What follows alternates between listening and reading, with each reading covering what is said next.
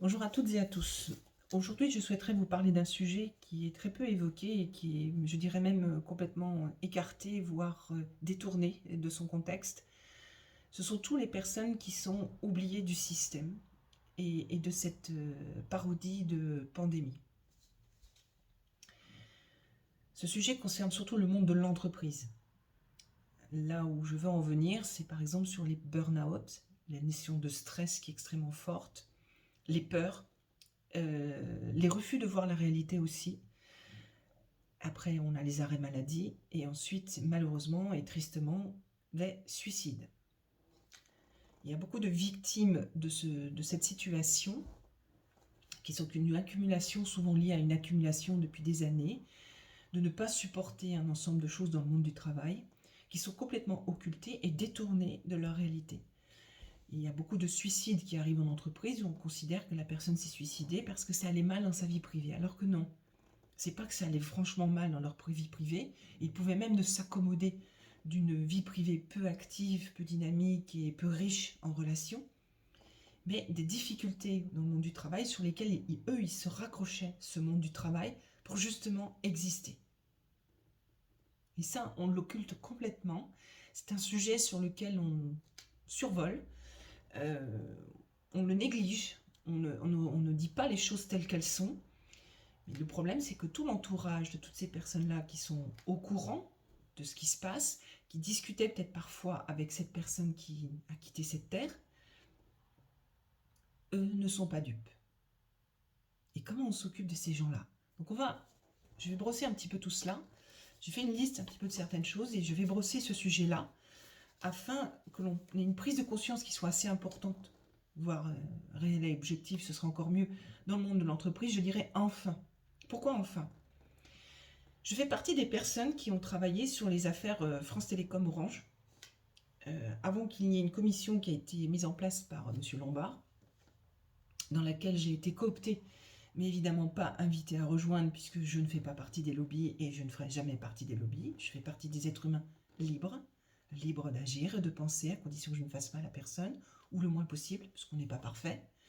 Mais en tout cas, libre, c'est mon droit d'être libre. Donc je n'ai pas à être cloisonné ou encarqué dans quelque réseau que ce soit. En tout cas, c'est ma vision des choses. Donc de fait, forcément, vous, même par cooptation, vous ne pouvez pas rentrer dans certains univers et certains milieux, c'est parce que ça fonctionne comme ça, enfin en tout cas ça fonctionnait comme ça, jusqu'à il y a très peu de temps, puisque les choses sont en train de changer.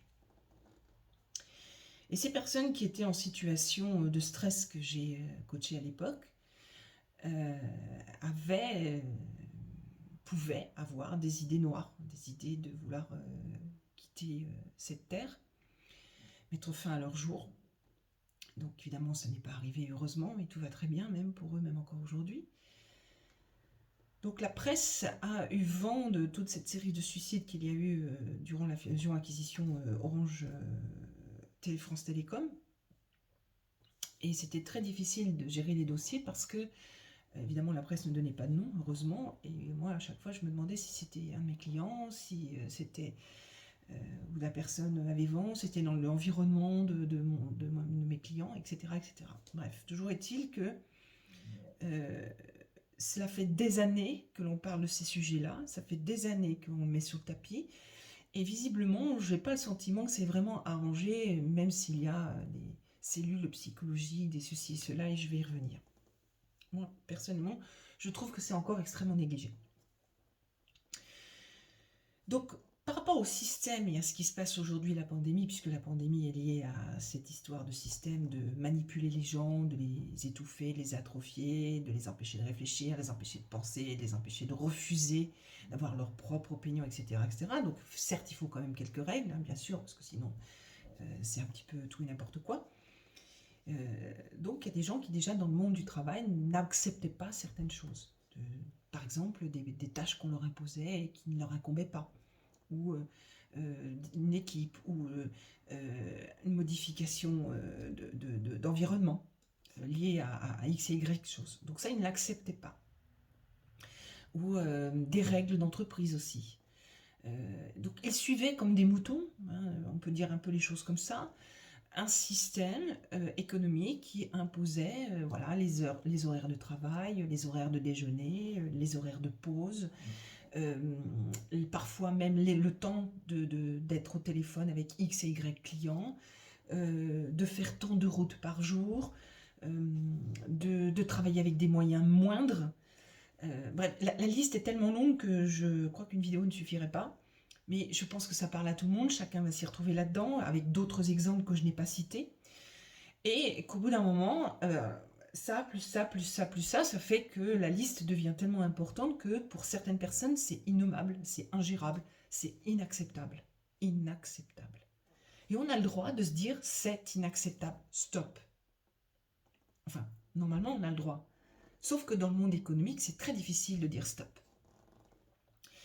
Pourquoi? Parce que quand on dit stop, il faut déjà que l'on soit écouté. Et ça, c'est extrêmement rare. Et le nombre de clients que j'ai ont vécu ce cas-là.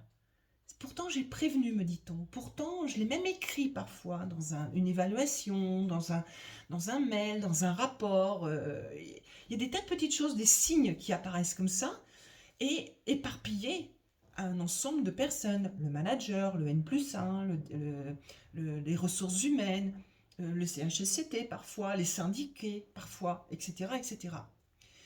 Donc en gros, il y a beaucoup de personnes qui ont déjà prévenu. Qui les a écoutés? Ah non, mais je comprends, mais tu sais, l'entreprise c'est ça va s'arranger, et du courage, accepte, etc., etc. Ah bon? Et si à un moment la coupe est pleine? Quand une personne commence à alerter comme ça, surtout si elle n'a pas l'habitude de se plaindre, c'est qu'il y a vraiment un problème. C'est que ça commence à pas aller. Et il vaut mieux tout de suite prévenir que guérir. Donc, discuter, échanger avec la personne. L'idéal, évidemment, c'est le préventif et le prédictif. Mais ça, c'est malheureusement pas dans notre culture. Mais c'est franchement l'idéal de dire que on va essayer de mettre une personne en place pour prédire et prévoir. J'ai bien dit une personne, je n'ai pas parlé d'une intelligence artificielle. J'ai bien dit une personne. Donc, et un professionnel, tant qu'à faire, pour prédire et prévoir ces comportements-là. Chose que j'ai déjà faite dans une entreprise, malheureusement, ça n'a pas été très loin, puisqu'il y a une fusion-acquisition, évidemment, ça, on l'a passé à la trappe.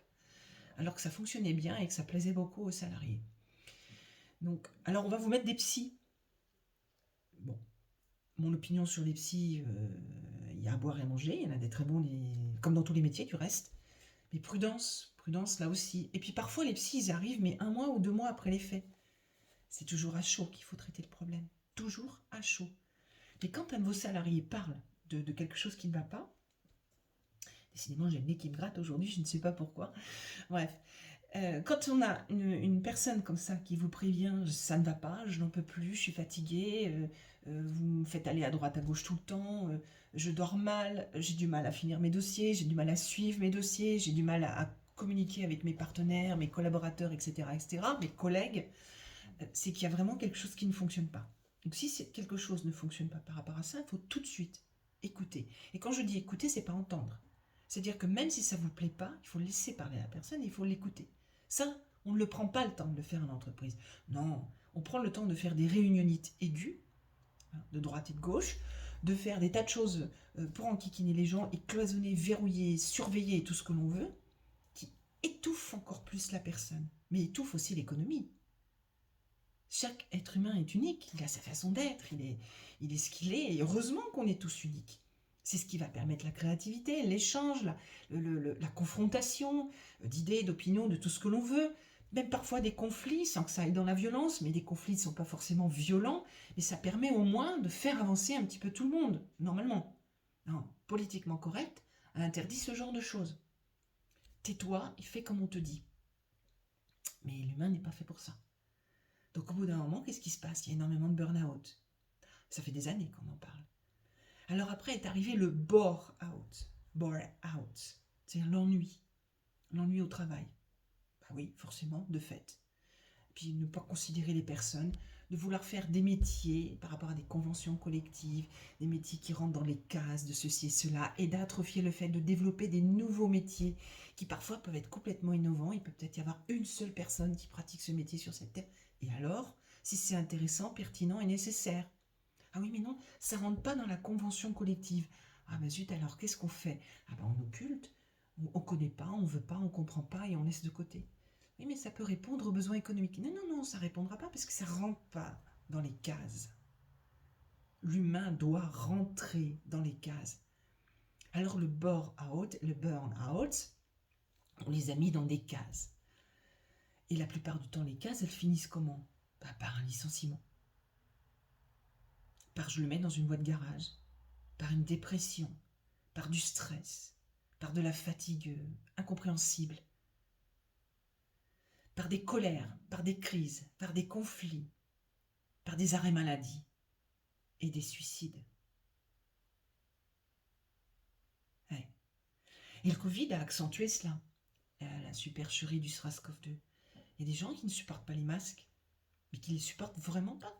Et en même temps, le masque, on a bien compris que, à part faire des champignons et nous étouffer et nous faire respirer du CO2, ça ne sert à rien. Parce que bon, je rappelle, pour les personnes qui découvrent seulement maintenant, que c'est salivaire. Donc si c'est salivaire, ça passe au travers des tissus. Les seules choses qui peuvent protéger, c'est quelque chose de complètement hermétique. C'est-à-dire, par exemple, les masques transparents, ce que moi-même je porte. C'est un truc qui se tient au menton, avec deux élastiques et un truc transparent. Parce que ça, c'est hermétique, et en plus, vous pouvez respirer. Et vous ne respirez pas du CO2, et à mon avis, vous avalez très peu de champignons. Donc je vous rappelle, juste pour information, donc il y a des gens qui étouffent, qui ont des maux de tête, qui n'en peuvent plus, ça rend malade. Quand il y a certains métiers, c'est insupportable. Encore plus des métiers à l'air. Qu'est-ce qu'on va mettre à porter un masque à l'extérieur? Mais à l'intérieur, dans des bureaux fermés où on est tout seul, on impose parfois des masques. Mais comment est-ce possible? Des gens qui sont à 1 mètre de distance, on impose des masques. Mais arrêtez, arrêtez. Les gens qui se côtoient tous les jours. D'ailleurs, les gens qui ont des masques attrapent le Covid, comme par hasard. Étonnant ça, c'est trop étonnant ça. Un autre débat, bref. Donc, ils ont le droit de dire, moi, mon droit, c'est de respirer à l'air libre et librement. C'est un droit qui est plus important que la loi. Nous sommes libres, nous, les êtres humains. D'accord? Donc on a fait ce qu'on veut de notre vie. Et si on a décidé qu'on n'avait pas à prendre un masque et à respirer librement, eh bien on le fait. Et ceux qui veulent porter des masques et ne pas respirer librement, c'est leur droit. C'est leur droit. On n'a pas le droit, en Espagne, ça a été validé il n'y a pas longtemps, d'imposer à qui que ce soit de porter le masque. C'est un droit fondamental du reste, parmi tant d'autres. Donc, si dans le monde de l'entreprise, la personne ne veut pas porter le masque, se sent mal pour travailler avec, à un moment donné, il va y avoir un conflit intérieur entre cette personne. Déjà parce qu'elle ne va pas accepter et supporter, pour X et Y raisons, que ce soit médical, que ce soit psychique, que ce soit culturel, que tout ce qu'on veut. Et donc, il va y avoir un conflit. Et le conflit, qu'est-ce qui va se passer? C'est que la personne, elle va s'énerver. Et à force qu'elle s'énerve, la personne, elle va manifester son énervement d'une façon ou d'une autre. Par des pleurs, des cris, des silences, des fuites, tout ce que vous voulez. Il va y avoir des manifestations qui montreront que la personne ne fonctionne pas de la même manière. Mais le manager a ordre de faire « vous devez porter le masque ». Oui, le manager. Il réfléchit quand, le manager? Moi, j'ai été un manager. Et quand j'ai arrêté d'être manager, quand on a vu qu'en fait, le management, c'était des encadrants. C'est-à-dire qu'ils étaient là pour exécuter des ordres. Mais pas vraiment pour manager et driver son équipe. L'écouter, en tenir compte, faire attention, prendre des éléments, la booster, et puis les développer les uns après les autres, différemment, en fonction de leur profil. Être capable de dire non, je ne suis pas d'accord avec ce qu'on m'impose de la haute direction et je vous explique pourquoi. Laissez-moi donnez-moi un peu confiance, on va faire ça, ça, ça. Et ça marchait. On fonctionnait bien comme ça à cette époque-là. On fonctionnait tellement bien que ça ne rendait pas dans les cases d'être libre, d'être créatif, d'être ouvert, de pouvoir fonctionner en équipe avec la complexité, la diversité, avec des différences d'opinion, de vues, tout ça mélangé. Hop, on arrivait à créer, à développer, et ainsi de suite, tous ensemble. Alors évidemment, tous les projets ne passaient pas, mais c'est pas grave. L'essentiel, c'était les résultats dans le respect de l'humain. Et l'humain, c'était aussi le client. À partir du moment où on a commencé à mettre les financiers à côté des dirigeants, le service disparaissait, le service client. Tout ce qui était lié à la clientèle, au service, mais tout ce qui était lié aussi à l'humain. C'est ce jour-là, d'ailleurs, que j'ai plus voulu travailler comme ça dans le monde de l'entreprise. Même si j'ai beaucoup de clients aujourd'hui dans le monde de l'entreprise, mais en tant qu'externe, consultante, formatrice, coach, et on travaille vraiment sur l'humain. Et Dieu sait s'il y a des souffrances dans l'entreprise. Moi, j'ai pas connu ça à mon époque.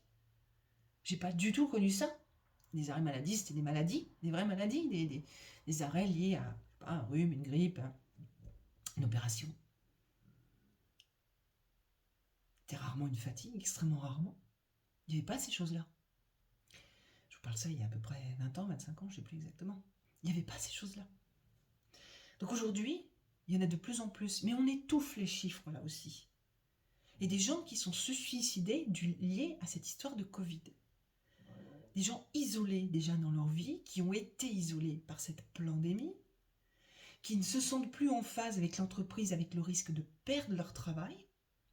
C'est un risque qui était évoqué dans beaucoup d'entreprises, et notamment dans la personne qui vient de se suicider, dans le cas qui m'a déclenché de faire cette vidéo. C'est qu'est-ce que va être mon avenir, alors que j'avais une petite vie tranquille, en solitaire, avec quelques amis que je ne pouvais plus voir, des parents que je ne pouvais plus voir, et en plus je risque de perdre mon emploi. Il me reste quoi? D'autant que personne m'écoute, personne ne tient compte de ma souffrance. Est-ce qu'on pense à ces gens-là? Personne ne considère mon choix de vouloir ne pas porter de masque, d'avoir envie de travailler, de garder mon travail, de garder mon petit chez moi, de voir encore mes amis, de sortir, prendre mon petit verre de bière, je sais pas, le soir à l'apéritif et de discuter avec des gens parce que je me sens moins seule. Qui s'est préoccupé de cela? Ah bah oui, oui, le Covid, attendez, le Covid, c'est le taux de mortalité le plus faible au monde. Il n'y a plus de pandémie. C'est impossible. D'abord, c'était pas une pandémie. Et ensuite, c'est impossible qu'un virus dure aussi longtemps. Alors vous allez me dire, il y a une V2. Covid, SARS-CoV-21 ou je sais pas comment, peu importe. Ah bon, donc c'est un nouveau virus dans ce cas-là. Il est où? Il est où? Je vais prendre juste l'exemple de cette fête-là qu'il y a eu en Bretagne, puisque je vis en Bretagne, qui m'a bien fait sourire du reste. Avec tous ces jeunes qui se sont retrouvés pendant 36 heures. Ah, ils n'ont zéro Covid. Waouh. C'est étonnant, hein? Vous trouvez pas que c'est étonnant? Ça fait pas un peu réfléchir tout ça? Tous les métros bondés, ou voilà, des gens qui ont le masque, qui ont le Covid, avec les tests PCR qui sont hyper hauts, etc. Vous, les managers des entreprises, ça vous fait quoi d'être que des encadrants, des sous-fifres pour exécuter les ordres qu'on vous donne? Ah oui, parce que le salaire, il tombe à la fin du mois. Vous pouvez vous regarder droit dans les yeux, dans la glace le soir? Vous savez qu'il y a un gars qu'on va licencier, que c'est une bonne personne. Parce qu'il était en stress, il n'en pouvait plus, il l'a dit, il n'en pouvait plus. Et ça vous dérange pas de laisser les faire le champ comme ça? Vous saviez que cette personne avait des difficultés de droite et de gauche, elle est tombée en burn-out. Et vous vous êtes moqué d'elle. Ça vous dérange pas? Et vous savez que cette personne, elle s'est suicidée à cause de ce qui s'est passé dans le monde du travail. Mais vous préférez dire à votre direction, oui, je suis d'accord avec vous, cette personne n'allait pas bien dans la vie privée. Ça vous dérange pas? Vous pouvez vous regarder comme ça? Et vous ne pouvez pas considérer que ça pourrait vous arriver à vous et parmi vos proches. Vous ne trouvez pas que c'est grave de vous laisser manipuler comme ça? Vous ne trouvez pas que c'est quand même inconscient de ne pas vous poser les bonnes questions? Alors je ne dis pas que 100% des cas sont dans cette situation-là. Hein. Je ne dis pas ça. Je parle vraiment des cas qui sont dans cette situation-là. Pour en revenir à ces choses-là, quand bien même il y aurait des causes personnelles dans les suicides, dans les arrêts maladie ou quoi, qu'est-ce? En tant que manager, c'était pas notre rôle? Et ça n'est pas toujours notre rôle de se dire, bon allez viens, on va partager un repas ou on va prendre un café à la machine, on va discuter un petit peu et voir comment on peut faire pour que tu te sentes mieux dans ton travail pendant que les choses vont s'arranger dans ton monde personnel. De prendre quelques minutes de s'occuper des gens pour avoir une meilleure productivité, une meilleure quiétude, de savoir qu'elle va un peu mieux parce qu'on a pris soin de l'écouter et de voir si on pouvait trouver des solutions.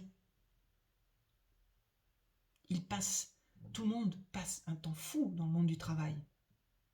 Combien d'heures on passe dans le monde du travail?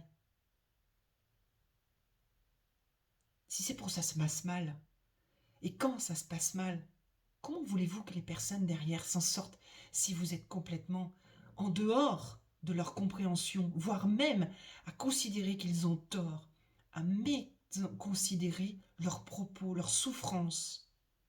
C'est fou. Elle s'est mise en colère. Oh, c'est un caca nerveux, c'est rien, ça ira bien. Oh, encore un arrêt maladie parce qu'elle est fatiguée, elle nous gonfle celle-là. Oh, un burn-out, mais qu'est-ce qu'elle raconte avec les salaires qu'elle touche, avec les gens qu'elle côtoyait, etc. Mais qu'est-ce qu'elle nous parle de burn-out? Pardon, excusez-moi, un bore-out. Mais comment ça, il a quand même du travail, ce gars-là? Enfin, c'est quoi cette histoire? Mais c'est n'importe quoi. Enfin, vous voyez, vous vous laissez manipuler, et puis entre vous, vous vous confortez dans cette manipulation, dans un système, plutôt que de vous dire à un moment donné, et si c'était vrai, qu'est-ce qu'on a fait pour ces gens-là? Ah oui, on a mis une cellule de crise. On a appelé la famille, on va aller à l'enterrement de la personne qui s'est suicidée, oui. Je l'ai fait moi aussi, hein. On m'a demandé de le faire. Par contre, je me suis beaucoup plus occupée d'eux. Je me suis occupée des deux parties, en fait, entreprise et ce que je fais encore aujourd'hui. Entreprise et famille. Mais dans l'humain, dans le respect de l'humain, il s'agissait d'un accident, il ne s'agissait pas d'un suicide du reste. Mais dans le respect de l'humain, par contre pour les suicides, quand ils arrivent, que nous on arrive derrière, c'est de s'occuper de ceux qui sont encore en place. Et tout de suite, pas demain, c'est dès que c'est arrivé. On lâche tout et on y va. C'est pas le psy qui arrive X temps après, ça sert à rien après. Il n'y a plus de confiance qui s'installe. Les gens ne parleront pas. D'autant que beaucoup de psys font des rapports à la direction, mais qu'est-ce qu'ils mettent dans les rapports? Les psys, ils travaillent pour qui? Sont-ils neutres? Je peux vous dire que très très rarement dans l'entreprise, ils sont neutres. Très rarement. Et qu'est-ce qui va être mis en place après pour détecter à qui le tour du prochain stress, burn-out, etc. Comment est-ce qu'on peut améliorer les conditions de travail? Comment est-ce qu'on peut comprendre les gens? Alors oui, on va faire des réunions aiguës pour parler et agir. C'est quoi? Agir déjà dans comprendre l'humain. On fait quoi? Donc, je lis mes notes pour voir ce que je n'ai pas, ce que j'ai occulté. Je reviens sur le fait du manque de considération et de l'écoute qui est très très importante. Attention au non-verbal, hein. 80% de la communication, voire plus, est non-verbal. Attention à ça, hein. Parce que le non-verbal, c'est des personnes qui vont plus vous parler comme avant, qui vont plus sourire comme avant, qui vont s'habiller différemment, etc., etc. Oui, oui, monsieur le directeur, tout va très bien. Oui, tout va très bien, avec un sourire crispé. Des choses qui ne trichent pas, et sur lesquelles on ne peut pas tricher, qu'on ne doit pas tricher. Donc attention au non-verbal. Là aussi, il y a des professionnels hein, pour vous former. Attention aussi là, c'est pareil, il y en a beaucoup qui prétendent connaître le non-verbal ou l'indice comportemental. Donc ce qui se passe, c'est que depuis des années, on est éduqué à agir ainsi et on a oublié notre libre arbitre, on a oublié de savoir dire non. D'autant qu'on a imposé un politiquement correct, mais tout peut se dire avec bienveillance. Et qu'on est ou pas un politiquement correct, si on a décidé de vivre autrement, quand un jeune vous dit, écoutez, moi je suis en burn-out et je préfère donner ma démission, mais non, attends, dans 3 ans on va pouvoir te placer à tel poste, faut que tu patientes. Bah oui, mais quand je rentre le soir, je suis pas bien. Vous savez, ce qui se passe la plupart du temps, c'est ok, on te fait un plan, on te fout dans un plan de licenciement ou une convention, on se sépare à l'amiable, je sais plus comment ça s'appelle, j'ai oublié le nom. Plutôt que de se dire, je pourrais peut-être se remettre en question, mais qu'est-ce qu'on n'a pas fait pour ce jeune? C'est un bon élément, il nous a toujours donné des bons résultats, on a besoin de jeunes comme lui, qu'est-ce qu'on n'a pas fait pour lui et qu'est-ce qu'on ne fait toujours pas pour lui? Elles viennent jamais ces questions-là. Pourquoi? Parce qu'au-dessus, à la direction, c'est pas dans le plan, c'est pas écrit. Oh, puis si je le dis en réunion, c'est sûr que je vais prendre un blâme. Combien d'années on peut durer comme ça, à votre avis? Moi, je vais vous le dire, ça ne marchera pas longtemps. Parce que les gens se réveillent, parce que les gens en ont marre, et parce qu'il y en a qui se suicideront pas, et il y en a qui stresseront pas, et il y en a qui ne tomberont pas dans votre système que vous voulez imposer pour faire du mal à autrui. Et heureusement, ils se battent. Ils se battent d'une manière ou d'une autre. Et moi, j'en ai quelques-uns en coaching, des comme ça. Des situations, mais ubuesques. Parce que ce que je vous raconte, tout est vrai. Hein. Et je n'osais pas tout dire, bien sûr. Ça reste confidentiel d'une part. Et d'autre part, il y a tellement d'exemples que là encore, je crois qu'on pourrait faire une bonne série de vidéos. Mais ça vous parle à chacun de tous. de vous tous, pardon. Et vous avez des impacts, ça donne des impacts tout ça dans la vie privée. Vous avez des impacts, pourquoi? Parce que quand vous rentrez, vous êtes miné, fatigué, stressé. Pourquoi? Parce que si en plus ça va pas bien dans votre vie privée, ou si dans votre profil vous dites je suis responsable de ma famille si je ramène plus l'argent, si j'arrive pas à m'en sortir, ma femme me reproche tout le temps de pas être bien parce que ma femme n'a pas compris que je suis stressée au travail, mais en même temps j'ai oublié de lui raconter que ça va mal dans mon travail. Ça peut déclencher tout ça aussi, un suicide. Vous savez, l'entreprise, elle s'en fichera. Elle va dire, oh, ça vient de la famille, ça vient de la famille. C'est rarement le cas. Même s'il y a des problèmes dans la famille, c'est rarement le cas. Parce que n'oubliez pas que le plus clair de son temps, c'est au travail qu'on le passe.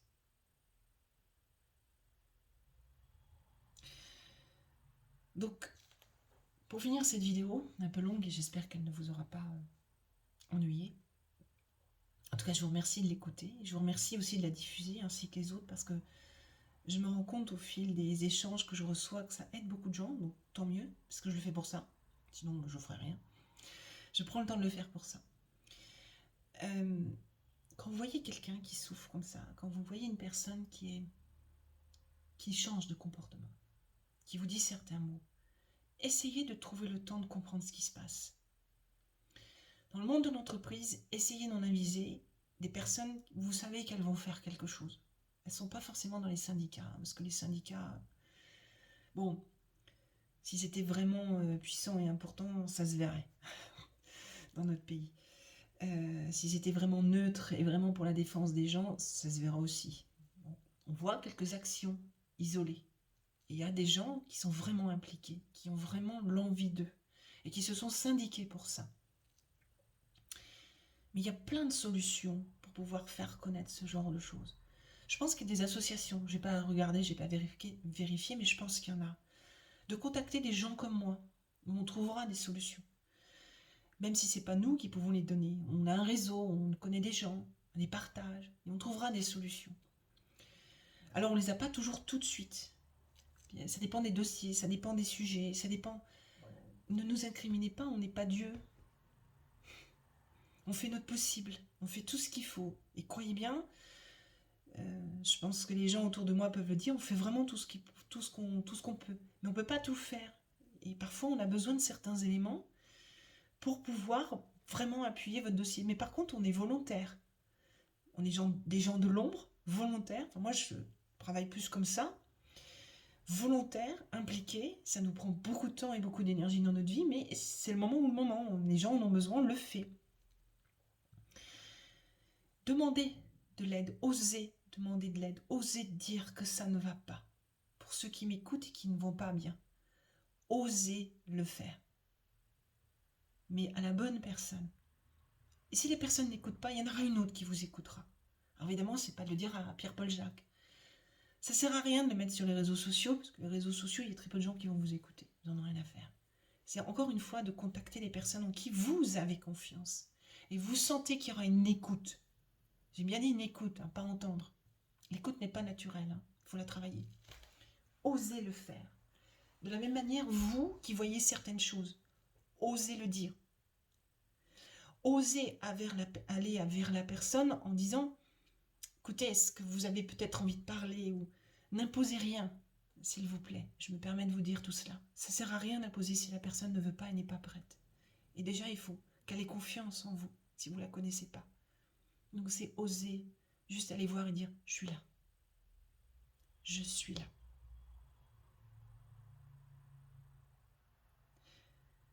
Ce n'est pas facile à faire.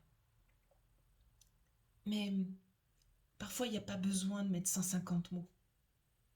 Et je sais qu'il y a certains de mes clients qui écouteront et qui comprendront ce que je suis en train de dire. Mais juste certains mots. Ou nous, professionnels, on va tout de suite comprendre ce qui se passe. Mais vous, ça va vous permettre déjà de les évacuer avec ces mots-là. Et la personne en face peut très bien rester juste à vous écouter, sans rien dire. Les silences en disent long. Mais la présence, parfois, suffit. Et les mots viendront peut-être au bout de plusieurs jours, plusieurs mois. Mais ils viendront. Parce que la confiance va s'installer. osez agir pour que ça n'arrive plus. Que vous soyez manager, que vous soyez ouvrier, que vous soyez employé, que vous soyez partenaire, collaborateur, externe. Nous n'avons plus le droit de rester sous silence et de laisser les autres souffrir comme cela. Nous n'avons plus le droit. Et c'est pas parce qu'une personne est juste seule dans sa vie que c'est celle qui est la cible choisie pour risquer de tomber en dépression, en burn-out, en stress, en tout ce que vous voulez, jusqu'au suicide éventuellement. Ça peut être aussi des personnes en couple. Ne stigmatisez pas, ne focalisez pas, sur cela. Ça concerne tout le monde. Alors s'il vous plaît, sortez du silence, osez tenir tête, osez sortir de ces paradigmes, de ces carcans qu'on nous met depuis tant d'années sur le dos. Moi, il y a longtemps que j'ai viré ça, mais croyez-moi, ça va beaucoup mieux. Si je ne l'avais pas fait, j'aurais jamais pu faire le métier que je fais. J'aurais jamais pu avoir la vie que j'ai. Jamais. Je ne sais même pas où j'en serais aujourd'hui. Mais certainement, comme tous ces gens qui laissent faire les choses, je serais peut-être comme vous, encore aujourd'hui. Je donne pas des leçons, hein. J'ai appris tout au long de ma vie et je continue à apprendre. Mais je serais peut-être comme vous. Alors, je vous le dis franchement, osez dire stop et dire non. Ça suffit. Mon collègue va mal. Mon copain va mal. Ce gars avec qui je fais le jogging va mal. Ça suffit. C'est pas parce que le patron a dit ceci ou cela que on n'a pas le droit d'être entendu en tant que droit d'être libre de vivre notre vie en tant qu'être humain. Aucune loi ne peut dépasser tout ça. C'est ça le plus fort. Nous avons le droit de vivre libre en tant qu'être humain. N'oubliez jamais cela. Alors, osez dépasser tout ça. Osez envoyer paître ces choses-là avec bienveillance et amour. Parce que ça pourrait être vous demain qui êtes concerné. Et dites-vous bien une chose, c'est quand les choses vont vraiment, on va dire, être en place dans ce changement qui est en train de se faire. Quel regard aurez-vous sur vous quand vous direz « j'ai pas fait » ? Et il y a plein de mecs, plein de nanas qui se sont retrouvés dans des situations similaires. Arrêt maladie, burn-out, stress, burn-out, suicide. Comment vous allez porter ça sur les épaules ? Il n'est jamais trop tard pour apprendre et se développer, s'améliorer, tout ça.